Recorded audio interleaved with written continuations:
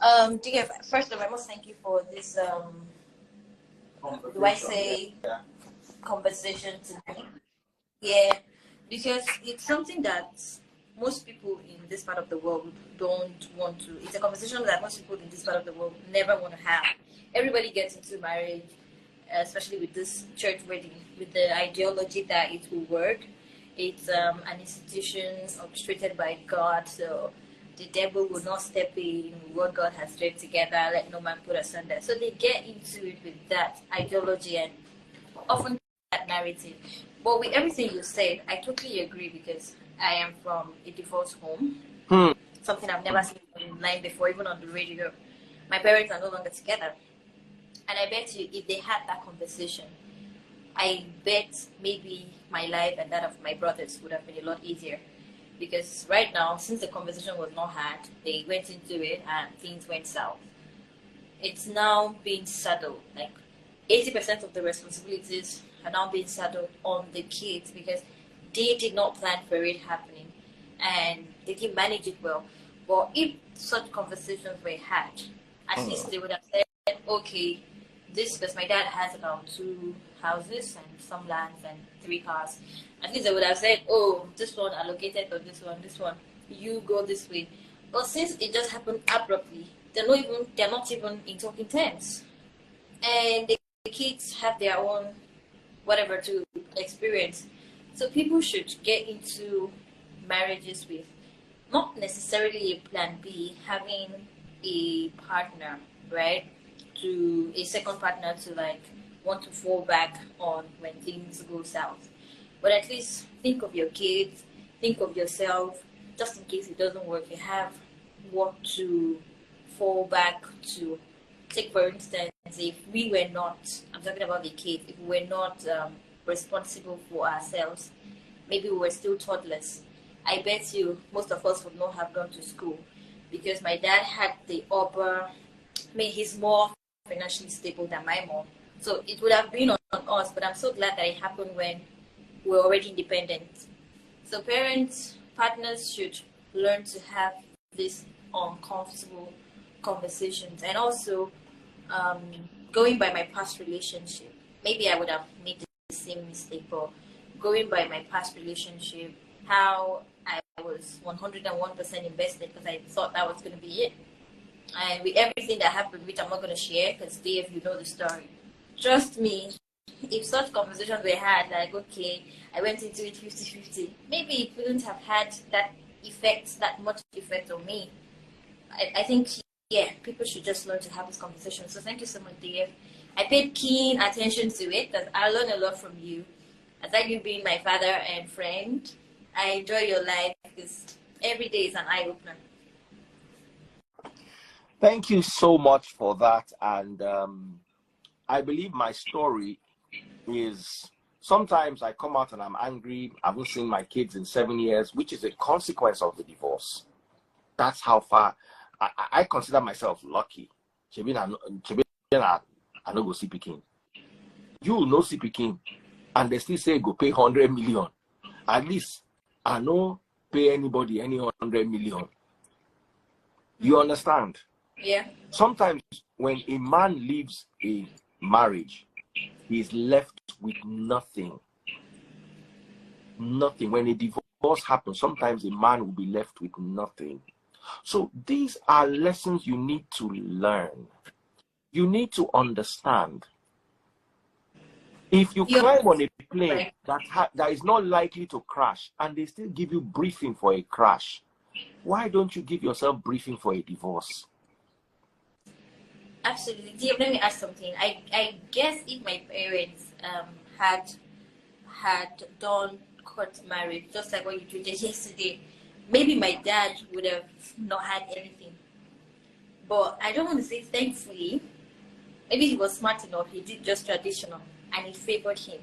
So the divorce favored him because my mom left with nothing. She left with nothing. Absolutely. Like, who are you going to consult? The elders? They'll be in favor of the man. She left with absolutely nothing. And, yeah.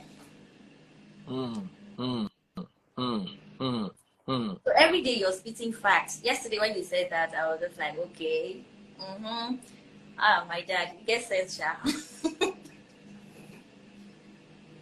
You see, I need to also ring something true, and a lot of people don't seem to get it.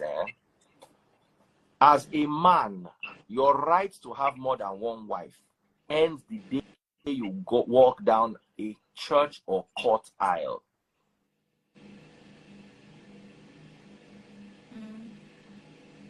The day you walk down a church aisle or a court aisle, you lose that I am a man, I can marry many wives, I'm a man, I can have many girlfriends. You lose that right that day. Now, someone said that's in Nigeria. There are many people who will not live in anywhere else than Nigeria. There are many people. I will not want to be married abroad. I will not want to. Because I would not want to be in old age hustling to take care of somebody who has left me. If me and my wife divorce, okay, take whatever you brought into the marriage. I also know that that was what they did. That was what they did. They took whatever they had individually. No one encroached into the other person's properties. But you see, in a situation like mine, I would owe my wife something because she helped me build. I'm not talking about my ex now. Taste buds, for instance, God forbid. She helped me build the free nation. Okay. She also sacrificed for me to become whatever it is that I became. So it would be unfair for me to say, okay, it's only what she brought to the marriage that I will give her. Of course, I'll have to. Whatever I have, will have to, unless I'm not doing well. But you see, that idea of I owe you half. No, I don't support that one. No. If the lady invested so much in the relationship, I think you should owe her half. But if you were the sole provider, 100% in the relationship, and then just because the marriage is ending, then she now feels she's entitled to your belongings. No, that's wrong. 100%, that's wrong. That's very wrong. That's wrong. If the man was the sole provider, you have no business there. Both of you were invested in the relationship. Both of you, had whatever you had to make children. So why? But if you contributed 20%, 40%, you have every right to take part of his dividend. Now, let me now tell you something. If you ask my ex also believed that she suffered and helped me grow. That one will be true. Now, wala she give me. Wala. It's relative. There were good days as well in that relationship. But I cannot. The fact that you gave me a good day does not mean you sacrificed and helped me grow my career. When I come home from the career and it is fight to fight me. Well, in 365 days, you can't tell us that she gave you wahala 364 days. Okay, for the 2 days you did not give me wahala, I'll calculate your salary for those 2 days. I mean somebody actually sacrificing something. I mean going out all the way to make my career a success. Now, taste buds do that one for me. And that is why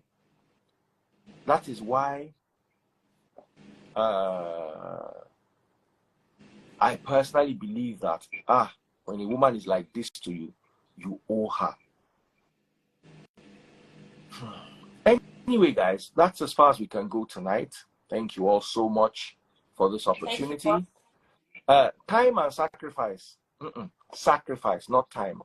If you gave me your time and the time you gave me was so that you can talk me down or you can be suspicious and paranoid about me, you understand what I'm telling you?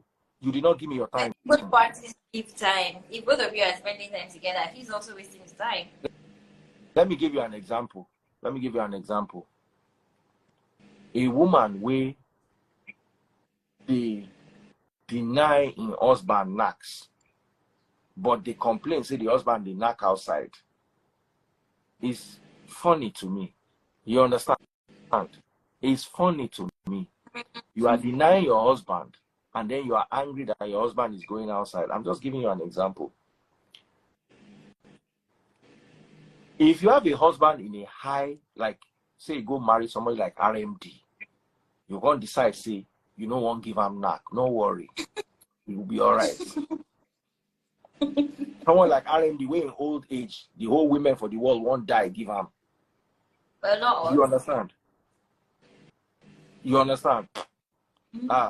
Women, if RMD wants to marry 6 wives today, they will have willing women that will come forward and say, Oga, marry me. So you also need to understand that, hey, I give you my time, I give you my time, I give you my time. What did you give me my time doing? Ada, what's your favorite food? I don't think I have. What food will you never walk into an eatery and order? These people should not come after me, Amala. Okay. So imagine, I love Ada so much. I send her amala for breakfast, amala for lunch, and amala for dinner every day for a month. I've put in effort, have I not? I've tried.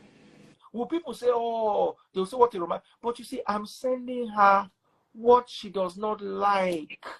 But in my mind now, I'm investing, I'm spending time.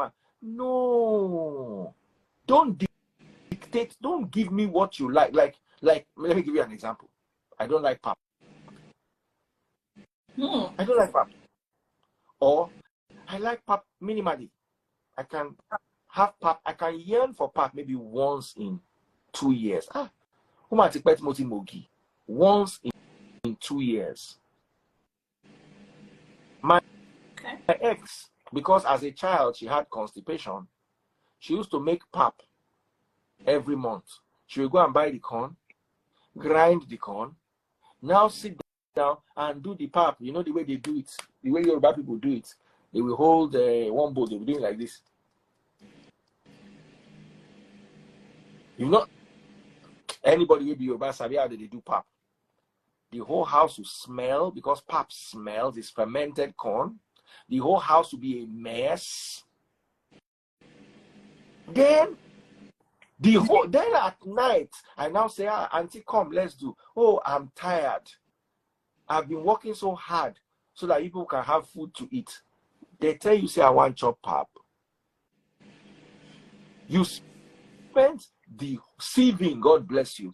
You spent the whole day cooking what you like, and then you are now making it look like you were working hard to give me food. Did you say, I chop pap?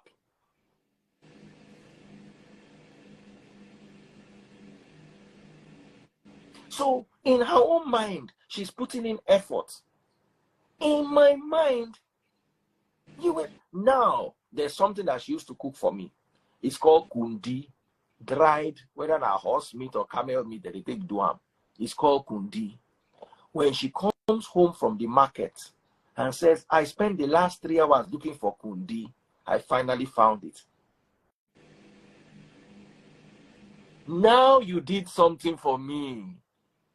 Now you, because then I'm going to smell the kundi as they take and cook stew. I'm going to smell how, hey, my body cook on the sweet me. Now you did something for me. The pap is useless to me. Don't make it look like that you did. It's not for. I remember one day I got so angry I poured the pap away. We're having a quarrel. I poured the pap there. Papa, she go wash my iPad inside shower. That's how much she valued pap. Wow. But me, on the other hand, do you not understand? The day she goes to buy kundi in the market and spend, because for you to get kundi, you have to waka inside the market before you go see where they sell kundi. So when she goes to the market and brings kundi home, you have tried for me. But was she? I appreciate you. Didn't like pap. What? Was she aware that you didn't like pap? I communicated it in every possible way. I'm not crazy about it. And pap used to be our food every Saturday. And if you don't eat it, I cooked for you, did not eat. Did I ask you to cook, pap? So what I'm trying to say in essence is sometimes our contribution to a relationship is a lot to us, but to the person we are contributing to is valueless. It's like me sending Ada Amala every afternoon. Hey, somebody sent me a lion. Oh, thank you so much. That's so cute on TikTok. That is really so cute. I am Joyce. Thank you so much for that beautiful lion. Thank you, thank you, thank you. Beauty by Glory, I see you too. Simba is my number 2 gifter. Guys, follow I Am Joyce. That's my number 1 gifter right now. Follow I Am Joyce. So I hope I've been able to explain this to you with some clarity. Let me allow you guys to catch up with your nights. Ada, I'm going to... Someone says, Daddy Freeze, you sound like you weren't that kind of understanding husband, though. I wasn't understanding. I was young, I was immature, and I don't want to be an understanding husband. I want to be a happy husband. Make me happy, then I'll understand. You cannot be making me happy, then I'm understanding inside your happiness. Olo magic in your food, in your show food.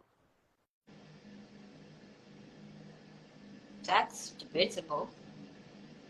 No, if I'm not happy, you cannot get anything from me.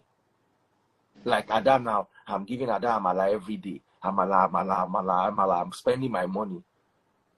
I'm not taking Ada to go and watch the movies. I'm not being romantic with her. I'm not listening to her talk about her issues, but I'm buying her Amala every day. I'm buying her Amala every day. And I'm expecting Ada to be understanding. It will get to a time when understanding will become frustration. Thank you, Atenavi. Thank you, all of you who decided to come and show me love on TikTok. TikTok people can be so nice. Isha Ray, thank you so much for your gifts. Thank you so much for your gifts, Isha Ray. I think I've tried. Good night, everyone. Yes. I'm going to be back tomorrow. I didn't come on live today at all. I'll probably do a quick sermon in the morning, and then we'll have our gist in the afternoon, and then in the evening, I'll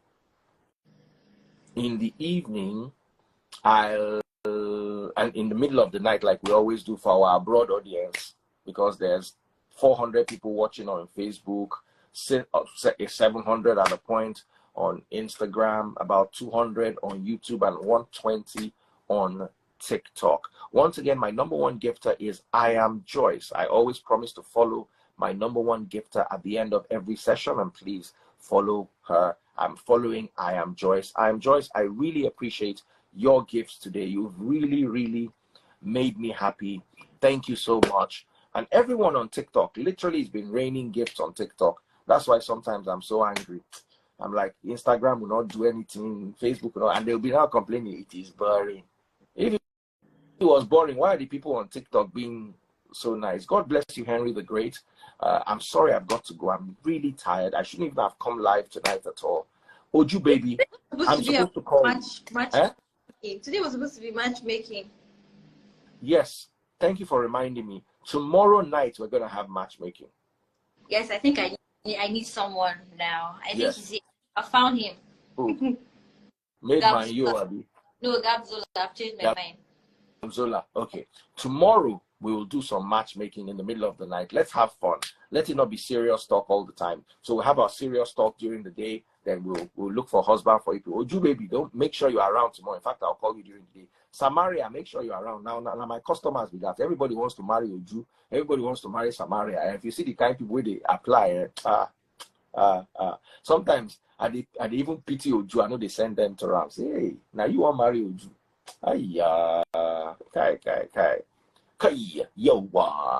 So thank you so much once again, my TikTok family. I love you guys so much. You guys really came through for me. Gabzola, take care. Tomorrow, you guys are going to see me live. Take care. God bless. Bye, and I love you all. Bye. TikTok by #1 gifter. I am Joyce. Thank you so much.